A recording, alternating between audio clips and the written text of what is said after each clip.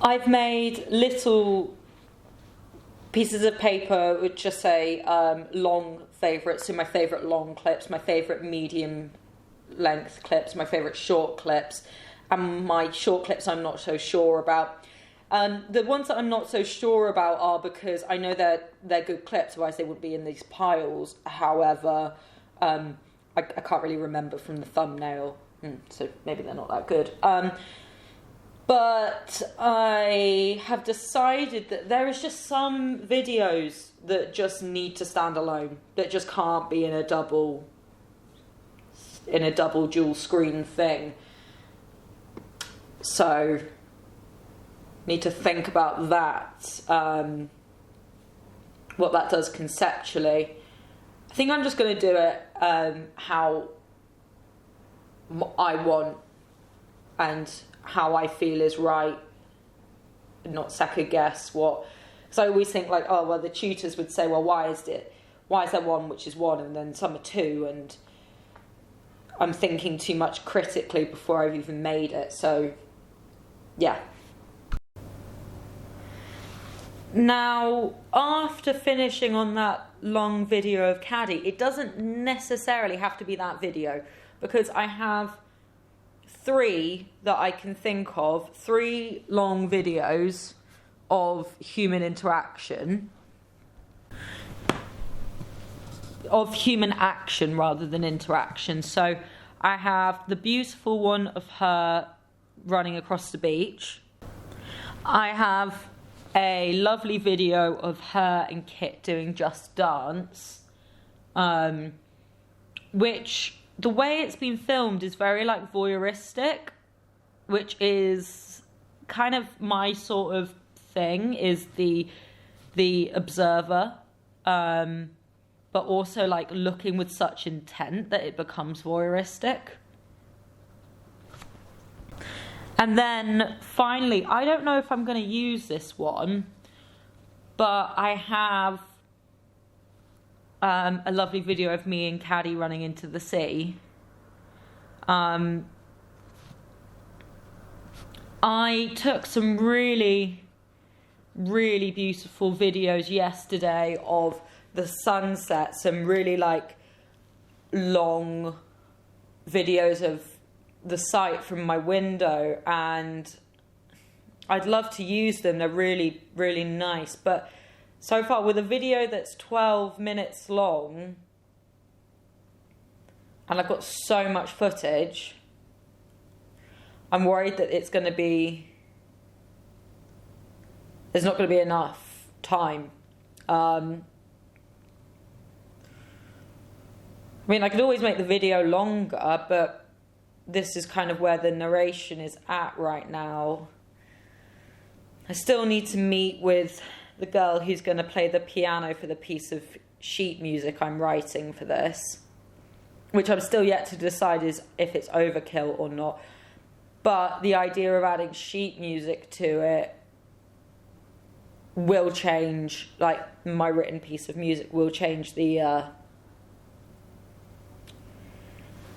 shape of this as a video.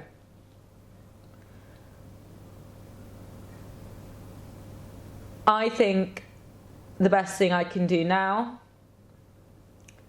is look at the clips, decide the ones that I know where to put them. I think I should change the length to the speed of the stop motion to match,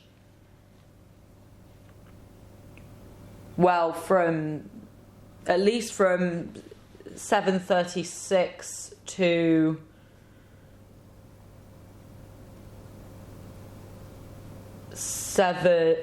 8.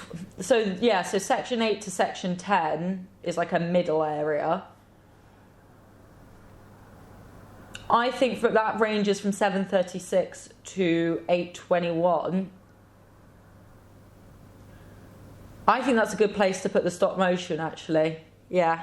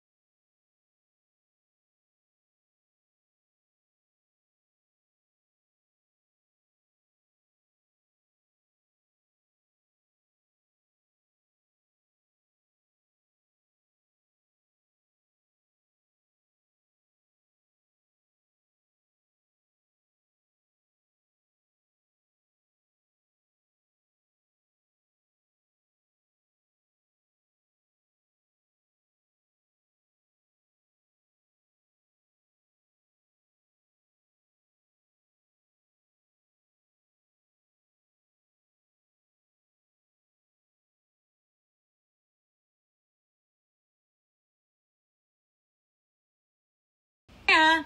Please send me your clocks. Any clock, doesn't even need to work, just a 15-second landscape video with a little border around it would help me so much with my degree show.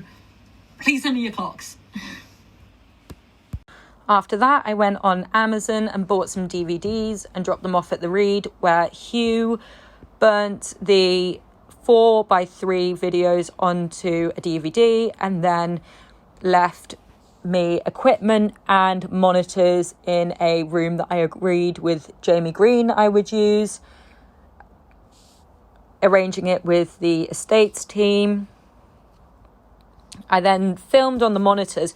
However, there was an issue where I very, very stupidly hadn't put all of the clock videos onto the sequence, onto the DVDs and the file that I'd given Hugh. So I found out after I'd filmed all of these CRT monitors that I'd missed out over half of the clocks, and some of them were the best ones. So then I had to learn how to digitally, on Premiere, which I've never used before, put a video of the clock onto a CRT monitor. I realised towards the end of my filming session in the Reed that I hadn't put all of the clocks on the DVD or the media card.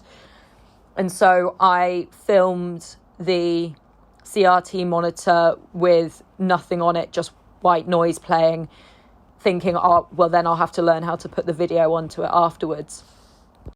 Another issue that occurred was that the CRT monitor's refresh rate wouldn't be filmed on my camera, so I was going to have to digitally put them on anyway. So the following week I booked in the whole week in the digital hub in the Reed building. Another issue that occurred on top of this was that on the day that I went to edit my videos, I've been editing on Adobe Premiere 2021, and the Macs in the digital hub were only updated to 2020. I did a really good job of learning how to mask the screen on the CRT monitor and put the video on top of it, making it look like it was coming out of the TV. At the start of the day, it was taking me half an hour to do one clock, and by the end of the day, it was taking me about 2 minutes. I had also decided that now was the right time to take out the 5.4 large format camera.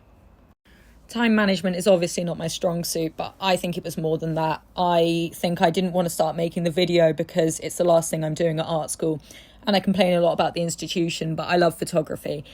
I also spent way too long trying to work out how to do gun by chromite printing and lots of other processes that were just not possible.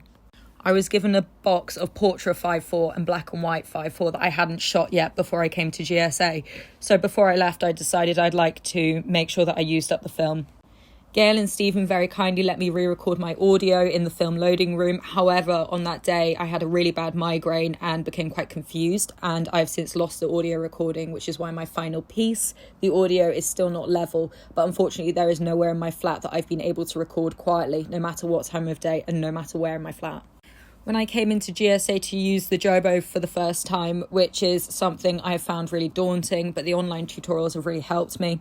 I hope that continues for future students past COVID. I found that as I've been at GSA for so long that I became embarrassed to admit I didn't know how to use the machine. The final issue I encountered in making my final piece was the video glitching. That seemed to happen more and more as I moved it around between different Macs and different equipment. The video began to not tolerate 4K footage. As my computer won't allow me to see the edits I make live, I have to wait and render a version and then watch the rendered version to then see where the issues are and go over again. As lots of my footage was shot very quickly, that's meant I've been slowing clips down, which is something you really need to be able to see live as you do it. The old monitor was showing it being okay at uni, but my MacBook was showing it not being okay. Harold's was showing it being okay sometimes. But in the end, I managed to cut out the glitches and remake the clips and just paste them on top and re-render each section between each edit, which was very time consuming.